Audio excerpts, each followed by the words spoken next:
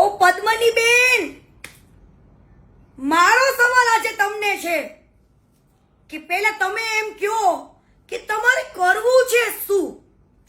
કેમ કે આજે ક્ષત્રિય સમાજના 92 સંકલન સમિતિએ તમને ખુલ્લેઆમ સપોર્ટ કર્યો, મહાસંમેલન કર્યું, છતાં પણ તમને 92 સંકલન સમિતિ પરથી આજે ભરોસો ઉડી ગયો અને તમારા મનમાં ઘણા બધા વિચારો આવી ગયા કે આ લોકો આમ કરી દીધું, ભળી ગયા, મને એકલી મૂકી દીધી. તો બેન, પેલા તમારે શું કરવું છે ને વિચારી લ્યો. અને માણસ માત્ર ભૂલને પાત્ર હોય, હંમેશા માણસથી જ ભૂલ થાય. રૂપાલા સાહેબના શબ્દોની ભૂલ છે, માણસ ખરાબ નથી. આજે રૂપાલા સાહેબે એમની આટલી જિંદગી સેવામાં જ નાખી દીધી. સેવા જ કરી છે, એ પણ 18 વરણને જોડે રાખીને. ક્યારે પણ એમને પક્ષપાત નથી કર્યો કે પટેલનું સારું છે, પણ એમને 18 વરણનું સારું કર્યું છે. તો આજે કોઈ પણ માણસ એક ભૂલ કરે ને તો એના 7 કામને વખાણવા પડે. એક ભૂલને ના જોવાની હોય. અને તમે પહેલા તો ક્ષત્રિય સમાજના આગેવાનને ઉશ્કેરો છો, આંદોલન કરાવો છો, અને આજે હટી જાઓ છો કે આ લોકો આવા છે તેવા છે એવું બધું બોલો છો. પહેલા તમે ઉશ્કેરો છો કે તમે આંદોલનમાં જોડાઓ, બહેનોને સપોર્ટ કરો, નહીં તો ઘરે ઘરે બંગડીઓ મોકલું, પહેરી લ્યો. તો બેન, તમે તમારા સમાજનું સારું નથી બોલતા તો બીજાનું શું? પણ પદ્મિની બેન, યાદ છે ને કે તમારાથી પણ એકવાર ભૂલ થઈ હતી, દલિત સમાજ માટે બોલ્યા હતા, તો તમને દલિત સમાજે પણ મોટું મન રાખીને માફ કર્યા હતા, એ ના ભૂલતા.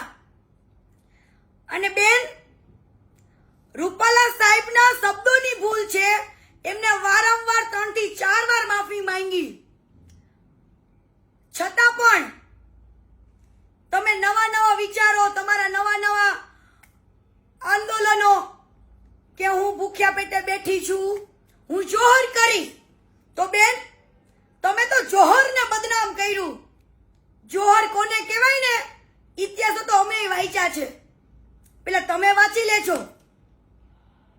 અને બીજી વસ્તુ કે આજે માણસના કામ બોલે છે, ભાજપ સરકારના કામ બોલે છે, ત્યારે એમને લાખો લોકો આજે ચાહે છે. એક ભૂલ ના લેવાની હોય. અને મારી પાસે એક વિડીયોનું પ્રૂફ છે, એની અંદર એવું બોલે છે કે અમે આલુ મવાલીની દીકરીઓ નથી, અમે આલુ મવાલીની બાયડીઓ નથી. તો શું બીજા બધા સમાજના આલુ મવાલી છે? તો તમે તમારી જીભ ઉપર કંટ્રોલ રાખો અને પછી બોલો. આજે ક્ષત્રિય સમાજે આટલું બધું હેલ્પ કરવાથી તમે એમને શું આપ્યું? બીજી વસ્તુ કે હું ક્ષત્રિય સમાજને એક દિલથી અપીલ કરું છું કે રૂપાલા સાહેબ આપણી બાપ દાદાના વડીલ ઉંમરના છે, તો એમને 3 વાર માફી માંગી છે ને, તો હવે મારા ભાઈઓ ભૂલી જાઓ ને માફ કરો, મોટું મન રાખીને. ક્ષત્રિય સમાજમાંથી લીલા માથા દીધા છે, તો તમે એક રૂપાલા સાહેબની ભૂલને માફ નહીં કરો. આજે હું એક પટેલ સમાજની દીકરી થઈને એક અપીલ કરું છું કે એમને મોટું મન રાખીને માફ કરી દો. આ પદ્મિની બેન ખોટી રીતના સમાજને ઉશ્કેરે છે અને અત્યારે બેન ફૈરું બોલે છે. એટલે બેનને પૂછો કે તમારે શું કરવું છે? ચૂંટણી લડવી છે? તમને સ્ટેજ ઉપર ઓછું બોલવાનો સમય આપ્યો તોય ખોટું લાગ્યું. ત્યારે તમે એવા રેકોર્ડિંગ બહાર પાડો છો કે આજે આ ગાંધીનગર બધા મળવા ગયા તો બધા ભળી ગયા, આમ થઈ ગયું, તેમ થઈ ગયું. તમને તમારા સમાજ ઉપર ભરોસો નથી.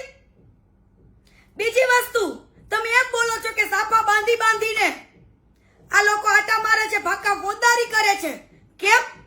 તમારા ભાઈઓ ઉપર તમને ભરોસો નથી.